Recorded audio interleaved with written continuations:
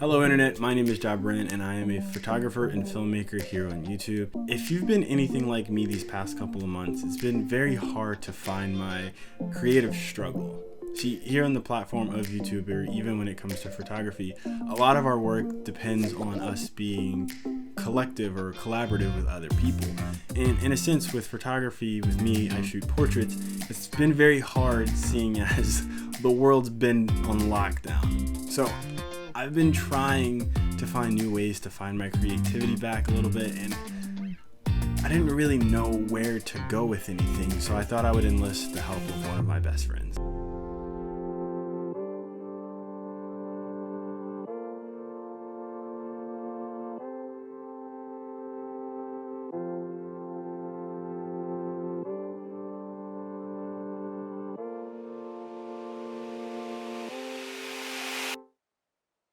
Creativity is not something you can ever really lose. You know what I'm saying? It's almost like, it's not the same thing as like almost being trapped in the wilderness and then eventually you become feral, you know, and then you can like lose English kind of thing. I think creativity is something that you were born with. And at the end of the day, it's a tool to be able to express yourself.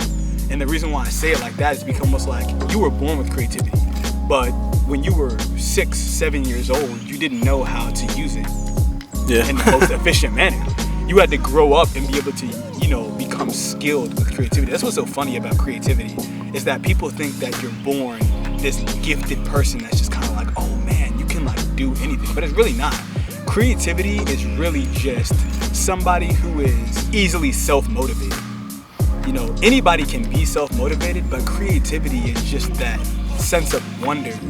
So I don't think that your creativity is necessarily lost. I don't think the spark is gone. I just think you haven't picked up the tool in a really long time. What is the brush to an artist?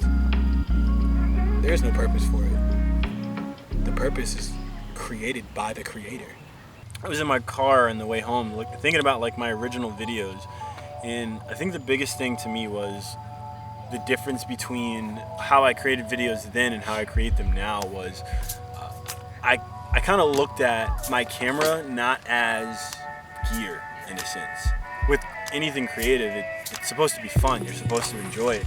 So I think the best way to look at it is whether you're a painter, a photographer, filmmaker, an artist, a musician, or anything like that, maybe not so much to look at the gear as gear, but maybe think about it as like another appendage, if you will. Right. Like it's an extension of yourself.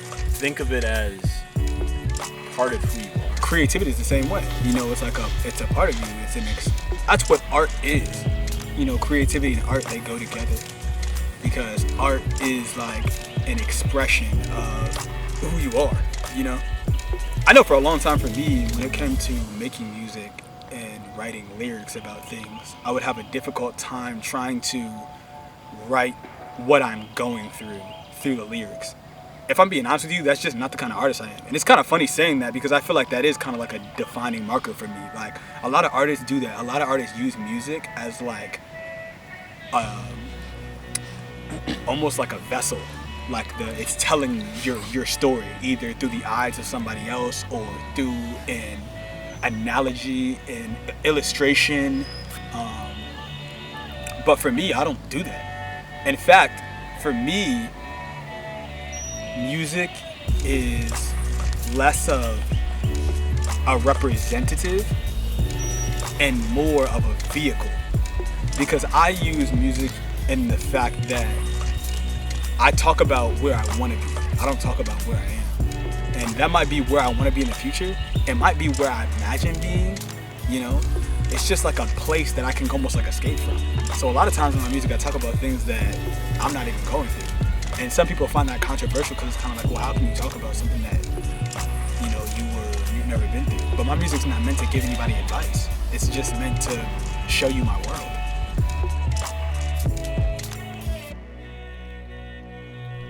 You see, the whole purpose of this video was to figure out how I can get my creative edge back. And really all that took was me turning on the camera and going out and shooting. It did take a lot for me to actually just get back out there and create again, because I just had to go and pick up the camera and just start shooting. Now, some advice I would probably give to anybody that's been going through a creative block, I'd probably break it down into 3 things. The first being writing a story. When you write that story, it kind of gives you an idea of where you want to lead the project going. My second point of advice would be to storyboard or create a shot list of sorts. Now, with filmmaking, when we storyboard, of course, you're drawing stuff out, but a shot list is similar to that, but in written form. It goes down in detail of everything that you want to accomplish in that shoot, so you kind of have an idea of what you're doing when you get out to location instead of just setting up the camera and shooting. Unless you're doing something like a vlog, when that is still okay, but you kind of want to have an idea of what you're doing. And then the third piece of advice really that I would have to give is just have fun. It's for us to have fun. It's for us to find different ways to express ourselves, to enjoy this art form that is a part of our lives. If you have enjoyed this video, feel free to go down and slap that subscribe button, hit that thumbs up if that's something that you're into, and I'll see you guys in the next video. Bye, internet. What is the brush to an artist? There is no purpose for it. The purpose is created by the creator.